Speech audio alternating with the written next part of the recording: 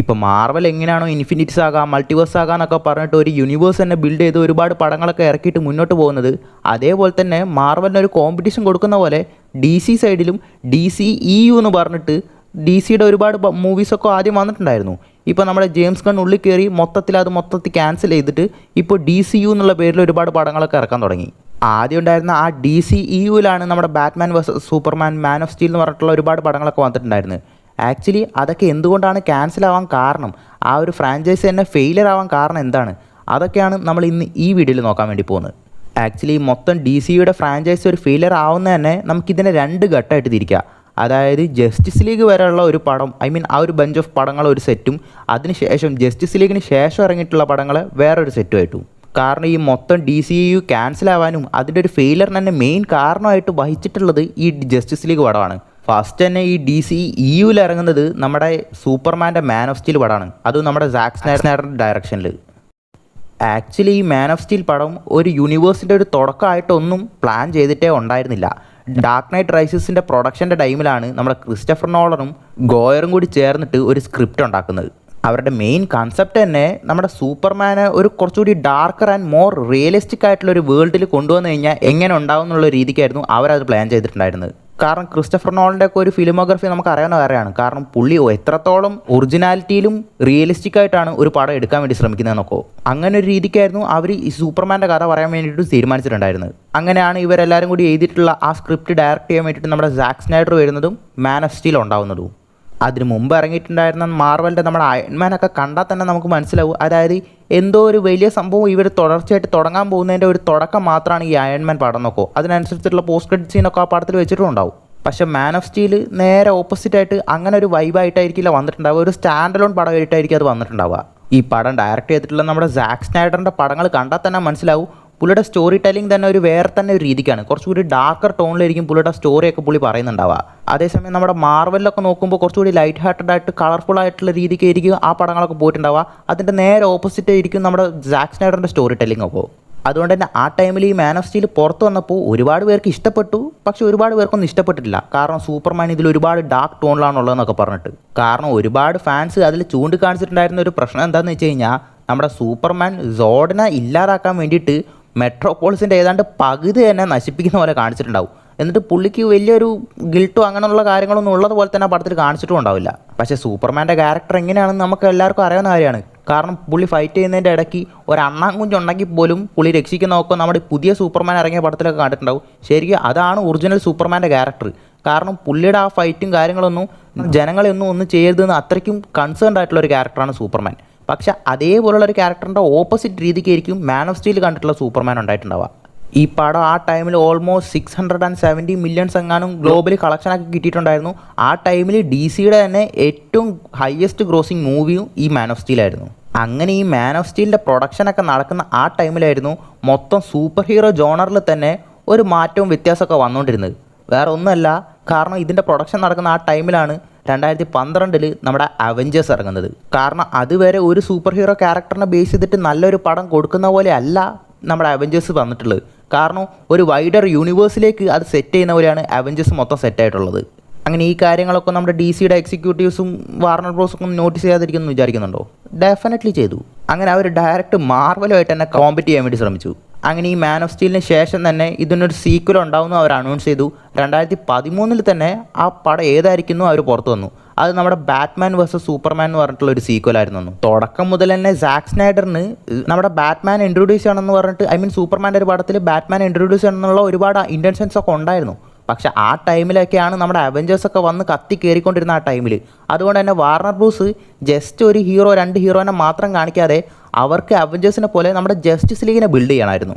അങ്ങനെയാണ് നമ്മുടെ Superman versus Batman Dawn of Justice എന്നുള്ള ടൈറ്റിലിൽ പടം ഇറങ്ങുന്നത്. അങ്ങനെ അതിൽ ഡയറക്റ്റായിട്ട് നമ്മുടെ വണ്ടർ വുമനെയൊക്കെ ഇൻട്രൊഡ്യൂസ് ചെയ്തിട്ടുണ്ടാവും. അതിനുശേഷം ഡയറക്റ്റായിട്ട് ഒരു ജസ്റ്റിസ് ലീഗ് പടം എടുക്കാൻ വേണ്ടിയിട്ടായിരുന്നു അവരുടെ പ്ലാൻ.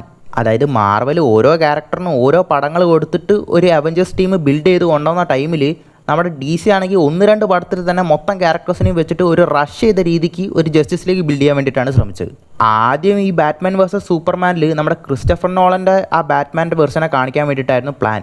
പക്ഷേ ആ ബാറ്റ്മാൻ്റെ ആ പടത്തിൻ്റെ എൻഡിൽ തന്നെ നമ്മുടെ ബ്രൂസ് വെയിൻ റിട്ടയർ ആവുന്ന പോലെയൊക്കെ കാണിച്ചുകൊണ്ട് തന്നെ ആ ഒരു യൂണിവേഴ്സ് ഇതുമായിട്ട് കണക്ഷൻ വേണ്ടെന്ന് പറഞ്ഞിട്ട് അത് അവർ ആദ്യം തന്നെ കട്ട് ചെയ്തു, പുതിയൊരു ബാറ്റ്മാൻ ഇറക്കി. തുടക്കത്തിൽ നമ്മുടെ സാക്ക് സ്നൈഡറിന് ഒരു 5 പടങ്ങളുടെ മെയിൻ ആയിട്ടുള്ള ഒരു മാർക്കായിരുന്നു ഉണ്ടായിരുന്നത്. അത് നമ്മുടെ മാൻ ഓഫ് സ്റ്റീൽ തുടങ്ങിയിട്ട് പിന്നെ ബാറ്റ്മാൻ വേഴ്സസ് സൂപ്പർമാൻ, പിന്നെ ജസ്റ്റിസ് ലീഗിൻ്റെ ഒരു ട്രയോളജി മൂവിയും. അങ്ങനെ ഈ 5 പടങ്ങളെ ബേസ് ചെയ്തിട്ട് അതിൽ വരുന്ന ഓരോരോ ക്യാരക്ടേഴ്സിനൊക്കെ വെച്ചിട്ട് ഒരുപാട് സ്പിൻ ഓഫ് പടങ്ങളും എല്ലാം വെച്ചിട്ട് ഒരു യൂണിവേഴ്സ് ബിൽഡ് ചെയ്യാനായിരുന്നു മൊത്തം DC-യുടെ പ്ലാൻ തന്നെ. അങ്ങനെ ആ ടൈമിൽ ബാറ്റ്മാൻ വേഴ്സസ് സൂപ്പർമാൻ്റെ റിലീസിന് ശേഷം പടങ്ങൾ ഇറങ്ങാൻ വേണ്ടി പോകുന്ന ഒരു ടൈം ലൈൻ തന്നെ റിവീലും ചെയ്തിട്ടുണ്ടായിരുന്നു. അതൊക്കെ കണ്ടപ്പോൾ തന്നെ ഓൾറെഡി എല്ലാവർക്കും കൺഫേംഡ് ആയിട്ടുള്ള കാര്യമാണ്, അതായത് മാർവലിന് ഒരു ടൈറ്റ് കോമ്പറ്റീഷൻ DC കൊടുക്കാൻ വേണ്ടി പോകണമെന്ന്. ആ ടൈമിൽ തന്നെ കോയിൻസിഡൻസ് ആയിട്ട് കുറച്ച് കാര്യങ്ങളൊക്കെ നടക്കുന്നുണ്ടായിരുന്നു. അതായത് ബാറ്റ്മാൻ വേഴ്സസ് സൂപ്പർമാൻ അനൗൺസ് ചെയ്ത ആ ടൈമിൽ തന്നെയാണ് നമ്മുടെ മാർവൽ ക്യാപ്റ്റൻ അമേരിക്ക സിവിൽ വാർ അനൗൺസ് ചെയ്യുന്നത്. അതേ ടൈമിൽ DC ആണെങ്കിൽ ഒരു വണ്ടർ വുമൺ ബേസ് ചെയ്തിട്ട് ഒരു ഫീമെയിൽ ലീഡിനെ വെച്ച് സൂപ്പർ ഹീറോ മൂവി അനൗൺസ് ചെയ്ത അതേ ടൈമിൽ തന്നെയാണ് ക്യാപ്റ്റൻ മാർവലിനെ വെച്ചിട്ട് ഒരു ഫീമെയിൽ സൂപ്പർ ഹീറോ ലീഡായിട്ട് നമ്മുടെ മാർവലും അനൗൺസ് ചെയ്യുന്നത്. കോയിൻസിഡൻസ് ആയിരിക്കാം. അങ്ങനെ 2016 ബാറ്റ്മാൻ വേഴ്സസ് സൂപ്പർമാൻ റിലീസാവുന്നത്. വിചാരിച്ച പോലെ അത്ര വലിയൊരു മൈലേജ് പടത്തിന് കിട്ടിയിട്ടില്ല. പക്ഷെ പടം ബോക്സ് ഓഫീസിലൊക്കെ അത്യാവശ്യം നല്ലോണം കളക്ട് ചെയ്തു. ഗ്ലോബലി തന്നെ 800 മില്യന് മുകളിലെങ്ങാണ്ട് പടം കളക്ട് ചെയ്തു. പക്ഷെ ക്രിട്ടിക്കലി പടം അത്ര പോരാന്നാണ് പറഞ്ഞുകൊണ്ടിരുന്നത്. കാരണം ഇത് ഒട്ടുമിക്ക പേർക്കും വർക്കാവാത്ത കാരണം മെയിനായിട്ട് കോമിക്കുമായിട്ട് ബന്ധപ്പെട്ടിട്ടുള്ള ക്യാരക്ടറിനെ പോലെയല്ല നമ്മുടെ ബാറ്റ്മാൻ ഈ മൊത്തം ക്യാരക്ടേഴ്സിനെയും കാണിച്ചിരിക്കുന്നത്. നമ്മുടെ ബാറ്റ്മാനെ ആണെങ്കിലും സൂപ്പർമാനെ ആണെങ്കിലും ഇതിൽ കാണിച്ചിരിക്കുന്ന ലെക്സ് ലൂതറും നമ്മുടെ കോമിക്കിലുള്ള ലെക്സ് ലൂതറും തമ്മിൽ ഒരു ബന്ധവുമില്ല. കോമിക് ആക്യുറേറ്റ് ലെക്സ് ലൂതർ എന്നൊക്കെ പറഞ്ഞു കഴിഞ്ഞാൽ ഇപ്പോൾ നമ്മൾ വന്നിട്ടുള്ള ആ സൂപ്പർമാൻ പടത്തിൽ കണ്ടിട്ടുള്ള ആ ലെക്സ് ലൂതറില്ലേ അതുപോലെ ഇരിക്കണം. അതായത് ആ ലെക്സ് ലൂതർ എന്ന് പറയുന്ന ആ ക്യാരക്ടർ തന്നെ ആ പടത്തിൽ ഒരു മിസ്കാസ്റ്റ് ആയിപ്പോയി എന്നായിരുന്നു പറഞ്ഞുകൊണ്ടിരുന്നത്. മാത്രമല്ല ബാക്കിയുള്ള ജസ്റ്റിസ് ലീഗ് മെമ്പേഴ്സിനെയൊക്കെ പെട്ടെന്ന് ഇൻട്രൊഡ്യൂസ് ചെയ്യാൻ വേണ്ടിയിട്ട് ഒരുപാട് റഷ്ഡ് ആയിട്ടുള്ള സീൻസൊക്കെ കുത്തിക്കയറ്റിയ പോലെയാണ് തോന്നിയിട്ടുള്ളത്. അങ്ങനെ ഈ ബാറ്റ്മാൻ വേഴ്സസ് സൂപ്പർമാന് ശേഷം ഇറങ്ങുന്ന ഒരു പടമാണ് നമ്മുടെ സൂയിസൈഡ് സ്ക്വാഡ്. ആക്ച്വലി DC-യിൽ തന്നെ കുറച്ച് ഔട്ട്കാസ്റ്റ് ആയിട്ടുള്ള വില്ലൻ ക്യാരക്ടറിനെ പോലെയുള്ള കുറച്ച് ക്യാരക്ടേഴ്സിനെ വെച്ചിട്ടുള്ള ഒരു സ്റ്റോറി ആയിരുന്നു ഈ സൂയിസൈഡ് സ്ക്വാഡിൽ പറയേണ്ടിയിരുന്നത്. അതാണ് പടം. ആ ടൈമിലാണ് നമ്മുടെ വാർണർ ബ്രോസ് ഇതിൻ്റെ ഇടയിലൊക്കെ കയറി കളിക്കുന്നത്. കാരണം അവർ പറഞ്ഞുകൊണ്ടിരുന്നത് ഈ സീരിയസ് ആയിട്ടുള്ള മൂവീസൊക്കെ സൂപ്പർ ഹീറോ മൂവീസ് കണ്ടിട്ട് ജനങ്ങൾക്കൊക്കെ മടുത്തിട്ടുണ്ടാവുമെന്നൊക്കെയാണ് അവർ പറഞ്ഞുകൊണ്ടിരുന്നത്. ഡാർക്ക് നൈറ്റ് ട്രിയോളജി ഒന്നും അവറ്റകൾ കണ്ടിട്ടില്ലേ, എന്നിട്ടാണ് ഇമാരി ഡയലോഗ് അടിച്ച്. ഇതിന് മെയിൻ കാരണം തന്നെ ആ ടൈമിലാണ് നമ്മുടെ ഡെഡ്പൂളൊക്കെ വന്ന് കത്തിക്കയറി അങ്ങ് പോയത്. അതിൻ്റെ ഇടയ്ക്ക് തന്നെ നമ്മുടെ ഗാർഡിയൻസ് ഓഫ് ദ ഗാലക്സി ഒക്കെ വന്നു പോയി. സോ അതുപോലെ ഒരു കുറച്ചും കൂടി ലൈറ്റർ ആൻഡ് ഫണ്ണിയർ ആയിട്ടുള്ള പടം ചെയ്യാൻ വേണ്ടിയിട്ടാണ് DC ശ്രമിച്ചത്. അങ്ങനെ ശരിക്കും ഉണ്ടായിരുന്ന ആ സൂയിസൈഡ് സ്ക്വാഡിൻ്റെ കോർ കൺസെപ്റ്റ് തന്നെ മാറ്റിയിട്ടാണ് ഇവർ ആ പടം തന്നെ എടുത്തത്. ആ ഒരു കാരണം കൊണ്ട് തന്നെ one of the worst super hero movie ആയിട്ട് ഈ സൂയിസൈഡ് സ്ക്വാഡ് മാറി. പക്ഷെ എന്നാലും അവർ ഇതൊക്കെ വെച്ചിട്ട് തന്നെ മുന്നോട്ട് പോകാൻ തന്നെ തീരുമാനിച്ചു. കാരണം പടം മോശമാണെന്നൊക്കെ ആൾക്കാർ പറഞ്ഞെങ്കിലും ഓൾമോസ്റ്റ് ബോക്സ് ഓഫീസിൽ 700 മില്യണിന് മുകളെങ്ങാണ്ട് പടം കളക്ട് ചെയ്തു. അതിനുശേഷമാണ് 2017 വണ്ടർ വുമൻ്റെ പടം ഇറങ്ങുന്നത്. അതായത് ഒരു ഫീമെയിൽ ലീഡ് സൂപ്പർ ഹീറോനെ വെച്ചിട്ടുള്ള ഒരു പടം. അങ്ങനെ അവർ വിചാരിച്ചതിനേക്കാളും അപ്പുറമായിട്ട് വണ്ടർ വുമൺ ഒരു മാസീവ് ഹിറ്റായിട്ട് മാറി. അതിനുശേഷം അതേ വർഷം തന്നെ നവംബർ ആ ടൈമിലെങ്ങാണ്ടാണ് ജസ്റ്റിസ് ലീഗിൻ്റെ ആ പടം ഇറങ്ങുന്നത്. ആക്ച്വലി ഈ ഒരു പടം ഇറക്കാൻ വേണ്ടിയിട്ടാണ് ഇതിന് മുമ്പുള്ള പടങ്ങളൊക്കെ അവർ ഇറക്കിയിട്ടുണ്ടായിരുന്നത്. അങ്ങനെ ആ പടത്തിന് എന്തൊക്കെയാണ് സംഭവിച്ചിട്ടുള്ളതെന്ന് നിങ്ങൾക്ക് ഓൾറെഡി അറിയാവുന്ന കാര്യമാണ്. ബാറ്റ്മാൻ വേഴ്സസ് സൂപ്പർമാൻ്റെ ആ റിലീസിന് ശേഷം തന്നെ ഈ ജസ്റ്റിസ് ലീഗിൻ്റെ പ്രൊഡക്ഷനും തുടങ്ങാൻ വേണ്ടിയിട്ടായിരുന്നു പ്ലാൻ. നമ്മുടെ സാക്ക് സ്നൈഡർ തന്നെയായിരുന്നു ഈ ജസ്റ്റിസ് ലീഗിൻ്റെ ട്രയോളജി ഡയറക്റ്റ് ചെയ്യാൻ വേണ്ടി പോകുന്നതും. പക്ഷേ എല്ലാം നല്ല രീതിക്ക് പോകുന്നത് നമ്മുടെ WBക്ക് പിടിക്കില്ലല്ലോ, അവരെങ്ങനെയായാലും എന്തെങ്കിലുമൊക്കെ കയറി കളിക്കുമല്ലോ. ആ ടൈമിലാണ് നമ്മുടെ സ്നൈഡറിനെ മെല്ലെ ഒഴിവാക്കാൻ വേണ്ടിയിട്ട് ഇവർ ശ്രമിച്ചുകൊണ്ടിരുന്നത്. കാരണം സ്നൈഡർ ഡയറക്റ്റ് ചെയ്തിട്ടുണ്ടായിരുന്ന 2 പടങ്ങളും നമ്മുടെ WB ഉദ്ദേശിച്ച പോലെ ഒരു ഹിറ്റും ഒരു റീച്ചും ഇവർക്ക് കൊടുത്തിട്ടുണ്ടായിരുന്നില്ല. കാരണം WB ഉദ്ദേശിച്ചത് നമ്മുടെ അവഞ്ചേഴ്സ് പോലത്തെ ഒരു പടമാണ്. പക്ഷേ കുറച്ചൊരു ഡാർക്കർ ടോണിലൊരു പടമാണ് നമ്മുടെ സ്നൈഡർ കൊടുത്തിട്ടുണ്ടായിരുന്നത്. ആ ഒരു കൃത്യ ടൈമിൽ തന്നെയാണ് നമ്മുടെ സാക്ക് സ്നൈഡറിൻ്റെ മകള് ആത്മഹത്യ ചെയ്യുന്നതും അങ്ങനെ പുള്ളി ഈ ഡയറക്ഷനിൽ നിന്നും ഫിലിമിൽ നിന്നൊക്കെ മാറി നിൽക്കുന്നതും. അങ്ങനെ ഈ കറക്റ്റ് ടൈം തന്നെ മുതലെടുത്തിട്ട് അവർ സാക്ക് സ്നൈഡറിനെ ഒഴിവാക്കി. പുള്ളിയായിട്ട് തന്നെ ഒഴിഞ്ഞു പോയല്ലോ. അങ്ങനെയാണ് പിന്നെ ഈ ജസ്റ്റിസ് ലീഗ് പടം ഡയറക്റ്റ് ചെയ്യാൻ വേണ്ടിയിട്ട് ജോസ് വീഡനെ കൊണ്ടുവരുന്നത്. അതായത് ഈ ജോസ് വീഡനാണ് നമ്മുടെ അവഞ്ചേഴ്സ് 1 ഒക്കെ ഡയറക്റ്റ് ചെയ്തിട്ടുള്ളത്. അങ്ങനെ പുള്ളീനെ കൊണ്ടുവന്നിട്ട് നമ്മുടെ സ്നൈഡർ ചെയ്തിട്ടുള്ളതൊക്കെ പൊളിച്ച് വീണ്ടും മാറ്റി എഴുതി വീണ്ടും ഡയറക്റ്റ് ചെയ്യാൻ വേണ്ടിയിട്ടാണ് ഇയാളെ കൊണ്ടുവന്നിട്ടുള്ളത്. ഒരു അവഞ്ചേഴ്സ് പോലത്തെ പടം എടുക്കാൻ വേണ്ടിയിട്ട്. കാരണം ഈ WBക്ക് DCU നമ്മുടെ MCU പോലെ തന്നെ ആക്കി മാറ്റണം. അതിന് വേണ്ടിയിട്ടാണ് അതേ ഡയറക്ടറിനെ തന്നെ എടുത്ത് ഇങ്ങോട്ട് കൊണ്ടുവന്നത്. പക്ഷേ ഈ പടത്തിൻ്റെ റിലീസിന് ശേഷം ആ ഡയറക്ടറായിട്ടുള്ള ജോസ് വീഡൻ്റെ ഒരു റെപ്യൂട്ടേഷൻ തന്നെ ഏതാണ്ട് ഇല്ലാണ്ടായി. ആക്ച്വലി ഇത് ആ ഡയറക്ടറിൻ്റെ മാത്രം കുറ്റം എന്നങ്ങ് പറയാൻ പറ്റില്ല. കാരണം പുള്ളി ഓൾറെഡി ഫസ്റ്റ് തന്നെ നമ്മുടെ ഈ ജസ്റ്റിസ് ലീഗ് ഡയറക്റ്റ് ചെയ്യാൻ വേണ്ടിയിട്ട് പുള്ളി വന്നിട്ടുണ്ടായിരുന്നെങ്കിൽ പുള്ളിയുടെ രീതിക്കുള്ള ഒരു നല്ല പടം ചിലപ്പോൾ പുള്ളി എടുത്തേനെ. പക്ഷേ പുള്ളി വന്നിട്ടുണ്ടായിരുന്നത് ഓൾറെഡി ഒരു 50-60% നമ്മുടെ സാക്ക് സ്നൈഡർ എടുത്തു വെച്ചിട്ടുണ്ടായിരുന്ന പടം കംപ്ലീറ്റ് ചെയ്യാൻ വേണ്ടിയിട്ടാണ്. അങ്ങനെ സാക്ക് സ്നൈഡറിൻ്റെ പോലെയല്ല, ജോസ് വീഡൻ്റെ പോലും അല്ലാതെ എല്ലാം കൂടി കൂട്ടിക്കൊഴിച്ച് ഒരു അവിയൽ വരവായി പടം മാറി. അതായത് നമ്മുടെ സാക്ക് സ്നൈഡറിന് ഒരു വിഷൻ ഉണ്ടായിരുന്നു ഈ പടം എങ്ങോട്ടേക്ക് കൊണ്ടുപോകണമെന്ന്. പക്ഷേ ആ ഒരു വിഷൻ ഈ ജോസ് വീഡൻ ഉണ്ടായിരുന്നില്ല. പുള്ളി ആ പറഞ്ഞിരിക്കുന്ന കാര്യങ്ങൾ എടുത്തു തീർക്കാൻ വേണ്ടി മാത്രമാണ് വന്നിട്ടുള്ളത്. അങ്ങനെ സാക്ക് സ്നൈഡറിൻ്റെ ഗൈഡൻസ് ഇല്ലാത്തതുകൊണ്ട് തന്നെ പടം എന്തൊക്കെയോ പോലെയായി മാറി. ആ ടൈമിലായിരുന്നു നമ്മുടെ വിച്ചർ എന്ന് പറഞ്ഞുള്ള സീരീസിൻ്റെ ഷൂട്ടിംഗ് ഒക്കെ നടക്കുന്നുണ്ടായിരുന്നു. ആ ഒരു സീരീസിൻ്റെ ടൈറ്റ് ഷെഡ്യൂൾ കാരണവും നമ്മുടെ മാൻ ഓഫ് സ്റ്റീൽ, നമ്മുടെ സൂപ്പർമാനെ ഈ പടത്തിലേക്ക് വിളിച്ചപ്പോൾ പുള്ളിക്ക് ആ ടൈമിൽ വരാൻ പറ്റിയിട്ടുണ്ടായിരുന്നില്ല. ഐ മീൻ പുള്ളിക്ക് വരാൻ പറ്റിയിട്ടുണ്ടായിരുന്നു, പക്ഷേ പുള്ളിയുടെ ആ മീശ ഷേവ് ചെയ്യാൻ പറ്റത്തുണ്ടായിരുന്നില്ല ആ വിച്ചറിൻ്റെ ഷൂട്ടിങ്ങുള്ളതുകൊണ്ട്. അതുവരെ അത് കഴിയുന്നവരെ വെയിറ്റ് ചെയ്യാൻ വേണ്ടി WBനോട് പറഞ്ഞപ്പോൾ അവർ വെയിറ്റ് ചെയ്തിട്ടുണ്ടായിരുന്നില്ല. ആ മീശ വെച്ചിട്ട് തന്നെ നമ്മുടെ സൂപ്പർമാനെ, ഐ മീൻ ആ സൂപ്പർമാൻ്റെ ക്യാരക്ടർ എടുക്കുകയും ചെയ്തു. അത് എന്നിട്ട് VFX ഒക്കെ വെച്ചിട്ട് മായ്ക്കുകയും ചെയ്തു. അതൊക്കെ ഒരു വലിയ കോമഡി ആയിട്ട് പിന്നെ മാറിയായിരുന്നു. മാത്രമല്ല ഈ പടത്തിൻ്റെ റൺ ടൈമും ഒരു വലിയ പ്രശ്നമായിരുന്നു. കാരണം WB ഈ പടത്തിൻ്റെ ടൈം തന്നെ 2 മണിക്കൂറിലേക്ക് ചുരുക്കാൻ വേണ്ടിയിട്ട് ആവശ്യപ്പെട്ടിട്ടുണ്ടായിരുന്നു. കാരണം നമ്മുടെ സാക്ക് സ്നൈഡറിൻ്റെ വിഷയമുള്ള പടം ഓൾമോസ്റ്റ് 3 മണിക്കൂർ 3.5 മണിക്കൂർ ലെങ്ത് ഉണ്ടായിരുന്നു. അതിനുശേഷം സാക്ക് സ്നൈഡേഴ്സ് ജസ്റ്റിസ് ലീഗ് എന്ന് പറഞ്ഞിട്ട് ഒരു വർഷം വന്നപ്പോൾ നമ്മൾ കണ്ടിട്ടുണ്ടാവും 4 മണിക്കൂറോളം ആ പടത്തിൻ്റെ ലെങ്ത് ഉണ്ടായിരുന്നു. ആ അത്രയും ലെങ്ത്തുള്ള പടമാണ് ഇവർ 2 മണിക്കൂറിലേക്ക് ചുരുക്കാൻ വേണ്ടിയിട്ട് WB പറഞ്ഞിട്ടുണ്ടായിരുന്നത്. ആ ടൈമിൽ ഇവർ പറഞ്ഞിരിക്കുന്ന കാര്യം എന്തായിരുന്നെന്ന് വെച്ച് കഴിഞ്ഞാൽ പടത്തിൻ്റെ ലെങ്ത് കുറയും തോറും പടം അത്രയും കൂടുതൽ തവണ സ്ക്രീൻസ് തിയേറ്ററിൽ കാണിക്കാൻ പറ്റുന്നതാണ്. ആക്ച്വലി അതിലൊന്നും ഒരു കാര്യമില്ല. പടം നല്ലതാണെങ്കിൽ എങ്ങനെയായാലും ഓടും. ആ അവതാറും പിന്നെ നമ്മുടെ അവഞ്ചേഴ്സ് എൻഡ് ഗെയിമൊക്കെ അതിന് വലിയൊരു എക്സാമ്പിൾസ് അല്ലേ. അങ്ങനെ ആ കട്ടിങ്ങും മുറിക്കലൊക്കെ കാരണം തന്നെ ആ മൊത്തം ജസ്റ്റിസ് ലീഗിൻ്റെ പകുതി പടം തന്നെ കട്ടായിപ്പോയി. അങ്ങനെ പടം റിലീസായി. ക്രിട്ടിക്കലി വൈസും അത്യാവശ്യം നല്ല രീതിക്ക് തന്നെ മോശമായിരുന്നു. മാത്രമല്ല $600 million മുകളിലെങ്ങാണ്ട് മാത്രമേ കളക്ട് ചെയ്തിട്ടുള്ളൂ. അതായത് ഇതുവരെ ഇറങ്ങിയിട്ടുള്ള DCU പ്രൊജക്റ്റിൽ ഏറ്റവും കുറഞ്ഞ കളക്ഷൻ കിട്ടിയിട്ടുള്ള പടമായിട്ട് ഈ ജസ്റ്റിസ് ലീഗിൻ്റെ പടം മാറി. ഇവിടെയാണ് നമ്മുടെ DCUയുടെ ഫസ്റ്റ് എറ തീരുന്നത്, ഐ മീൻ ഫസ്റ്റ് പാർട്ട് തീരുന്നത്. കാരണം ആ ജസ്റ്റിസ് ലീഗ് നമ്മുടെ സാക്ക് സ്നൈഡറിൻ്റെ വിഷൻ്റെ പ്രകാരം വന്നിട്ടുണ്ടായിരുന്നെങ്കിൽ പിന്നെയുള്ള അങ്ങോട്ടുള്ള പടങ്ങൾ വേറെ തന്നെ രീതിക്ക് മാറിയേനെ. ഇനി അങ്ങോട്ടാണ് DCയുടെ ശരിക്കുള്ള തകർച്ച തുടങ്ങുന്നത്. പിന്നെ അങ്ങോട്ടുള്ള DCയുടെ ഈ പടങ്ങൾക്കൊന്നും ഒരു ഡയറക്ഷനേ ഉണ്ടായിട്ടുണ്ടായിരുന്നില്ല. ഐ മീൻ എങ്ങോട്ടേക്കാണ് ഈ പടങ്ങളുടെ പോക്കെന്ന് തന്നെ മനസ്സിലാവുന്നുണ്ടായിരുന്നില്ല. കാരണം നമ്മുടെ സ്നൈഡർ ബിൽഡ് ചെയ്ത് വെച്ചിട്ടുണ്ടായിരുന്ന ആ സ്റ്റോറിക്ക് പുള്ളിയുടേതായിട്ടുള്ള ഒരു ഡയറക്ഷൻ ഉണ്ടായിരുന്നു. കാരണം ഈ മൊത്തം പടങ്ങൾ ബിൽഡപ്പായി വരുന്നത് ആ ജസ്റ്റിസ് ലീഗിൻ്റെ ആ ട്രയോളജിക്ക് വേണ്ടിയിട്ടാണ്. അതാണ് പുള്ളിയുടെ ആ കൺസെപ്റ്റ് തന്നെ. അതായത് ഫസ്റ്റ് ഒരു റോഡ് മാപ്പ് പോലെ ഒരു ടൈം ലൈനൊക്കെ ഇവർ ഓൾറെഡി റിവീൽ ചെയ്തിട്ടുണ്ടായിരുന്നു. അത് നമ്മുടെ സാക്ക് സ്നൈഡറിൻ്റെ വിഷൻ പ്രകാരമായിരുന്നു. പക്ഷേ ഈ ജോഷ് വീഡൻ്റെ ഈ ജസ്റ്റിസ് ലീഗ് കാരണം ആ മൊത്തം വിഷൻ തന്നെ ബ്രേക്കായി പോയി. കാരണം ഓൾറെഡി നമ്മൾ കണ്ടിട്ടുള്ള Zack Snyder version of Justice League നമ്മൾ കണ്ടിട്ടുള്ളതാണ്. അതിൽ നമ്മുടെ ഡാർക്ക് സൈഡ് വരുന്നുണ്ട്, അങ്ങനെയുള്ള ഒരുപാട് ക്യാരക്ടേഴ്സൊക്കെ വരുന്നുണ്ട്. അതിനെ ബേസ് ചെയ്തിട്ടാണ് അതിൻ്റെ ബാക്കി 2 പാർട്ടുകളും വരാനിരുന്നിട്ടുണ്ടായിരുന്നത്. അതിൽ നമ്മുടെ സൂപ്പർമാൻ ഈവിളായിട്ട് വരുന്ന പോലെയും നമ്മുടെ അക്വാമാൻ മരിക്കുന്ന പോലെയും മെറ പിന്നെ പുള്ളിക്കാരൻ്റെ ട്രൈഡൻ്റ് എടുത്ത് പോകുന്ന പോലെയൊക്കെ അതിൻ്റെ ഒരു നൈറ്റ് മെയർ സീൻ പോലെ നമ്മൾ കാണിച്ചിട്ടുണ്ടായിരുന്നു. ആക്ച്വലി നമ്മുടെ ടൈം ട്രാവൽ ചെയ്തിട്ട് ഫ്ലാഷ് വരുന്നതൊക്കെ ബാറ്റ്മാൻ വേഴ്സസ് സൂപ്പർമാൻ്റെ ഒക്കെ കണ്ടിട്ടുണ്ടായിരുന്നു. അതൊക്കെ ഈ സ്നൈഡറിൻ്റെ ഈ വിഷൻ പ്രകാരമുള്ള സ്റ്റോറിയുടെ ഭാഗമായിരുന്നു. പക്ഷേ ജോഷ് വീഡൻ്റെ ആ ജസ്റ്റിസ് ലീഗ് ഇങ്ങനെ ഡാർക്ക് സൈഡിനെയും കാര്യമായിട്ടൊന്നും കാണിച്ചിട്ടുണ്ടാവില്ല. ജസ്റ്റ് ഒരു എൻഡ് പോലെ ആ ഒരു ജസ്റ്റിസ് ലീഗ് പടം തീർത്തിട്ടുണ്ടാവും. അതായത് ഈ ജസ്റ്റിസ് ലീഗിന് ശേഷം പിന്നെ എന്ത് നോക്കിയിട്ടാണെന്ന് പറഞ്ഞിട്ട്, ഐ മീൻ ഒരു ബിൽഡിംഗ് എങ്ങോട്ടേക്കാണ് ഈ സിനിമാറ്റിക് യൂണിവേഴ്സിൻ്റെ ബിൽഡിംഗ് പോകുന്നതെന്ന് ഒരറിവ് ഉണ്ടായിരുന്നില്ല. അതായത് നമ്മുടെ താനോസ് അങ്ങനെയുള്ള ഒരു ബിഗ് വില്ലനെ തപ്പി, ഒരു വലിയ വില്ലനെ നോക്കിയിട്ടുള്ള ഒരു പോക്കൊന്നും ഈ DCUയിൽ പിന്നെ ഉണ്ടായിട്ടുണ്ടായില്ല. കാരണം ഒരു സിനിമാറ്റിക് യൂണിവേഴ്സിൽ വരുന്ന പടങ്ങളാകുമ്പോൾ ആൾക്കാർ വിചാരിക്കുന്ന തന്നെ ആ പടങ്ങൾ കണക്ട് ചെയ്തിട്ട് പോകുന്ന അടുത്ത പടങ്ങളിലേക്കുള്ള കണക്ഷനും അത് എങ്ങോട്ടേക്കാണ് പോകുന്നുള്ള ഒരു ലീഡും ആഗ്രഹിക്കാൻ വേണ്ടിയിട്ടാണ്. കാരണം അതിന് ഏറ്റവും വലിയ എക്സാമ്പിളാണ് നമ്മുടെ ക്യാപ്റ്റൻ മാർവൽ. കാരണം ക്യാപ്റ്റൻ മാർവലൊക്കെ അത്രയും വലിയ സക്സസ് ആവാൻ കാരണം ആ പടത്തിൻ്റെ മഹിമ കൊണ്ടാണോ? അല്ല. കാരണം അത് അവഞ്ചേഴ്സ് ഇൻഫിനിറ്റി വാറിന് ശേഷം വന്ന പടമാണ്. അവഞ്ചേഴ്സ് എൻഡ് ഗെയിമിന് മുമ്പ് ഇറങ്ങാൻ വേണ്ടി പോകുന്ന പടമാണ്. സോ ഇത് രണ്ടിലും തമ്മിലൊരു കണക്ട് ചെയ്യുന്ന പടമായിട്ടാണ് ക്യാപ്റ്റൻ മാർവൽ വരുന്നത്. സോ ആ കണക്ഷൻ എന്താണെന്ന് അറിയാൻ വേണ്ടിയിട്ടാണ് ഒട്ടുമിക്ക ആൾക്കാർ ആ ക്യാപ്റ്റൻ മാർവൽ പടം കാണാൻ വേണ്ടി പോയത്. അങ്ങനെ ഈ ജോഷ് വീഡൻ്റെ ഈ ജസ്റ്റിസ് ലീഗ് കാരണം നമ്മുടെ DCUയുടെ ഈ ഒരു ഡയറക്ഷൻ തന്നെ ബ്രേക്കായി. ശരിയാണ്, അതിനുശേഷം വന്നിട്ടുള്ള നമ്മുടെ അക്വാമാൻ്റെ സോളോ മൂവിയൊക്കെ ഒരു സക്സസ് ആയിരുന്നു. പക്ഷേ അതിനുശേഷം വന്നിട്ടുള്ള സെക്കൻഡ് പാർട്ടൊന്നും വലിയ സക്സസ് ആയിട്ടില്ല. കാരണം ആ ഒരൊറ്റ ബ്രാൻഡ് വെച്ചിട്ട് അത്രയ്ക്ക് അങ്ങോട്ട് ഒരു സൂപ്പർ ഹീറോ മൂവി ചിലപ്പോൾ വർക്കൗട്ട് ആയെന്ന് വരില്ല. അതായത് മൊത്തം ആ ജസ്റ്റിസ് ലീഗ് എന്ന് പറഞ്ഞിട്ടുള്ള ആ ഒരു പടം തന്നെ മൊത്തം DCUവിനെ തന്നെ കുഴി തോണ്ടി കുഴിച്ചു മൂടിയ പോലെ ആയിപ്പോയി.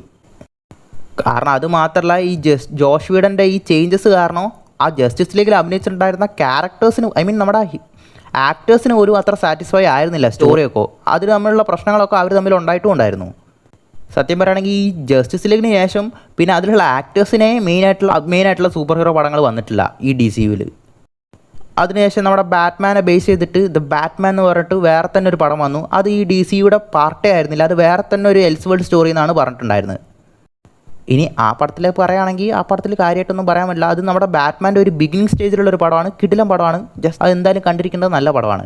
പിന്നെ അതിൻ്റെ 2 വരുന്നൊക്കെ പറഞ്ഞിട്ട് കുറേ കാലമായി, ഇതുവരെ അതിൻ്റെ ഒരു അപ്ഡേറ്റും ഇല്ല. ഇപ്പോൾ അതിൻ്റെ ഷൂട്ടിംഗ് ഒക്കെ നടക്കുന്നുണ്ടെന്നാണ് പറയുന്നത്, വരുമായിരിക്കും ഈ അടുത്ത കാലത്തെങ്ങാനും.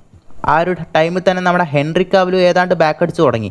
ഇപ്പോൾ ഉദാഹരണത്തിന് നിങ്ങളൊന്ന് മനസ്സിലാക്കുക, കാരണം ഫസ്റ്റ് അവഞ്ചേഴ്സിന് പടത്തിന് ശേഷം നമ്മുടെ അയൺമാനുമായിട്ടുള്ള നമ്മുടെ RDJയും ക്രിസ് ഇവാൻസ് ആയിട്ടുള്ള നമ്മുടെ ക്യാപ്റ്റൻ അമേരിക്ക ആയിട്ടുള്ള ക്രിസ് ഇവാൻസ് ഒക്കെ അടിച്ച് പിരിഞ്ഞ് കഴിഞ്ഞാൽ പിന്നെ എങ്ങനെയായിരിക്കും ആ പടം പോയിട്ടുണ്ടാവുക? അതുപോലെ ഒരു അവസ്ഥയിലേക്ക് DCU എത്തി. പിന്നെ അതേപോലെ തന്നെ എടുത്തു പറയേണ്ട ഒരു ക്യാരക്ടറാണ് നമ്മുടെ സൈബോഗ് ആയിട്ടുള്ള ക്യാരക്ടറും. കാരണം പുള്ളിക്ക് ഒരുപാട് ഈ ഡയറക്ടറുടെ കയ്യിൽ നിന്നും WBയുടെ കയ്യിൽ നിന്നും ഒരുപാട് അബ്യൂസ്മെൻ്റ് ഒക്കെ കിട്ടിയിട്ടുണ്ടായിരുന്നു പുള്ളി തന്നെ ഓപ്പണായിട്ട് പറഞ്ഞിട്ടുണ്ടായിരുന്നു. അങ്ങനെ പുള്ളിയും അതിൽ നിന്ന് ബാക്ക് അടിച്ചു.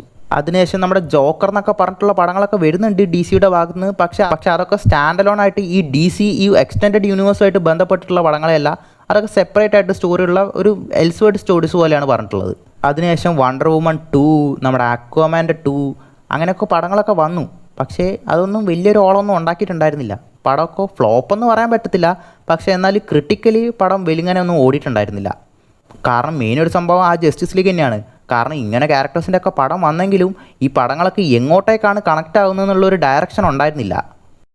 ആ ടൈമിലാണ് നമ്മുടെ ഫ്ലാഷിൻ്റെ പടമൊക്കെ അനൗൺസ് ചെയ്യുന്നത്.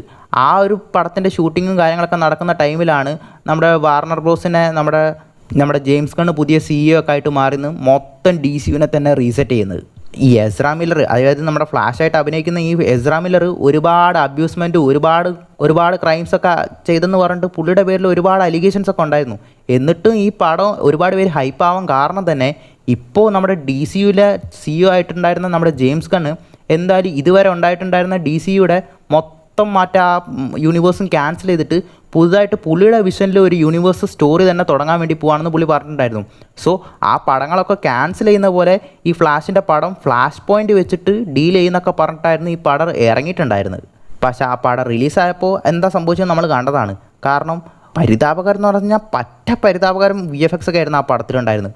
മാത്രമല്ല മൊത്തം DCUവിനെ തന്നെ ക്യാൻസൽ ചെയ്യുന്ന പോലെയൊന്നും അതിലുണ്ടായിട്ടുണ്ടായിരുന്നില്ല. അതായത് അത് വേറെ തന്നെ ഒരു എൽസ്വേൾഡ് സ്റ്റോറി ആയിട്ട് എൻഡ് ആവുന്ന പോലെയാണ് കാണിച്ചിട്ടുള്ളത്.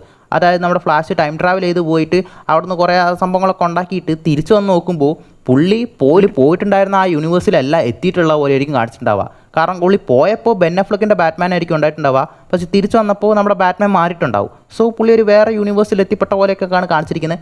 അതോടെ ആ DCU എക്സ്റ്റെൻഡഡ് യൂണിവേഴ്സ് അവിടെ തീർന്നു. പിന്നെ ഉണ്ടായിട്ടുള്ളതൊക്കെ ആ പടങ്ങൾ ഇതിന് മുമ്പ് ഉണ്ടായിട്ടുള്ള എക്സ്റ്റെൻഡഡ് യൂണിവേഴ്സിൽ വന്നിട്ടുള്ളതൊക്കെ ക്യാൻസലായി. പിന്നെ നമ്മുടെ ജെയിംസ് ഗണ്ണിൻ്റെ പുതിയ യൂണിവേഴ്സ് തുടങ്ങി.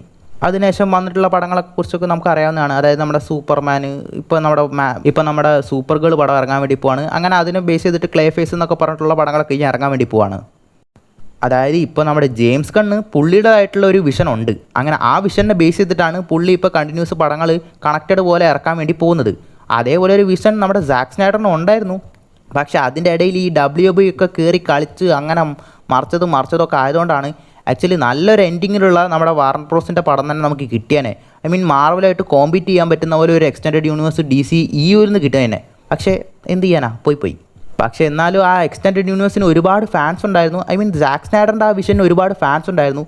അങ്ങനെ ഫാൻസ് കരഞ്ഞ് കെഞ്ചി കൂത്താടിയിട്ടാണ് അവസാനം നമ്മുടെ സാക്ക് സ്നൈഡേഴ്സ് ജസ്റ്റിസ് ലീഗ് എന്ന് പറഞ്ഞിട്ട് പുള്ളിയുടെ വെർഷനിൽ ഉണ്ടായിട്ടുണ്ടായിരുന്ന ആ ജസ്റ്റിസ് ലീഗ് നമുക്ക് കിട്ടുന്നത്. അങ്ങനെ അത് കിട്ടിയപ്പോഴാണ് ശരിക്കും നമുക്ക് മനസ്സിലാവുന്നത് ശരിക്കും ഈ ജസ്റ്റിസ് ലീഗ് പടം തന്നെ പുള്ളി എങ്ങനെയായിരുന്നു പ്ലാൻ ചെയ്തിട്ടുണ്ടായിരുന്നത്. അതും നമ്മുടെ ഈ 2017 ഇറങ്ങിയിട്ടുണ്ടായിരുന്ന ആ ജസ്റ്റിസ് ലീഗും തമ്മിൽ ആനയും ഒട്ടകവും തമ്മിലുള്ള വ്യത്യാസം ഉണ്ടായിരുന്നു. കാരണം ഓൾമോസ്റ്റ് 4 മണിക്കൂറുള്ള ആ പടത്തിൽ ഓരോ ക്യാരക്ടേഴ്സിനും അവരുടേതായിട്ടുള്ള ഇൻഡെപ്ത് ആയിട്ടുള്ള ക്യാരക്ടർ ഡെവലപ്മെൻറ്റും എല്ലാം അതിൽ കൊടുത്തിട്ടുണ്ടായിരുന്നു. ലിറ്ററലി നമ്മുടെ ഫ്ലാഷിനെയൊക്കെ ആ ജോഷ് വീഡൻ്റെ ജസ്റ്റിസ് ലീഗിൽ ഒരു കോമഡി പീസിനെ പോലെ ആയിരിക്കും കാണിച്ചിട്ടുണ്ടാവുക. പക്ഷേ നമ്മുടെ സാക്ക് സ്നൈഡറിൻ്റെ വിഷനിലുള്ള ആ ജസ്റ്റിസ് ലീഗിൽ മൊത്തം ഈ ഭൂമിനെ തന്നെ സേവ് ചെയ്യുന്നത് ഈ ഫ്ലാഷ് ടൈം ട്രാവൽ ചെയ്തിട്ടാണ്. കാരണം പുള്ളിയുടെ ആ ടൈം ട്രാവലിംഗ് കാരണം ആ ബ്ലാസ്റ്റായിട്ട് ആരൊക്കെ മരിക്കുന്നുണ്ടെന്ന് നിങ്ങൾ ശ്രദ്ധിച്ച് നോക്കിയാൽ കാണാം. സൂപ്പർമാൻ അടക്കം അവിടെ നിന്ന് ചിഹ്നം ഭിന്നായി പോകുന്നുണ്ട്. അങ്ങനെയുള്ള എല്ലാവരും രക്ഷിക്കുന്നത് ഈ ഫ്ലാഷാണ്. സോ അങ്ങനെയൊക്കെയുള്ള ഒരു ക്യാരക്ടേഴ്സിനെയൊക്കെ ഇല്ലാതാവാൻ കാരണം നമ്മുടെ ഈ WBയുടെ ഈ അത്യാർത്ഥിയാണ്. മെയിനായിട്ട് WB നമ്മുടെ മാർവലിനെ പോലെ കോമ്പീറ്റ് ചെയ്തിട്ട് അവരെ പോലെ തന്നെ പടങ്ങൾ ഇറക്കാൻ വേണ്ടി ശ്രമിച്ചു. അതാണ് മെയിനായിട്ട് പ്രശ്നമായിട്ട് പറ്റിയത്. മാർവൽ അവരുടേതായിട്ടുള്ള രീതിക്ക് പടങ്ങൾ ഇറക്കി അവരുടേതായിട്ടുള്ളൊരു സ്റ്റൈലിൽ പോകുമ്പോൾ DC അതേപോലെ ചെയ്യാതെ അവരുടേതായിട്ടുള്ള സ്റ്റൈലിൽ ചെയ്ത് പോയിരുന്നെങ്കിൽ ഈ ചിലപ്പോൾ ഇപ്പോഴും ആ എക്സ്റ്റൻഡഡ് യൂണിവേഴ്സ് ഉണ്ടായേനെ, നമുക്ക് ഒരുപാട് നല്ല പടങ്ങളും കിട്ടിയേനെ.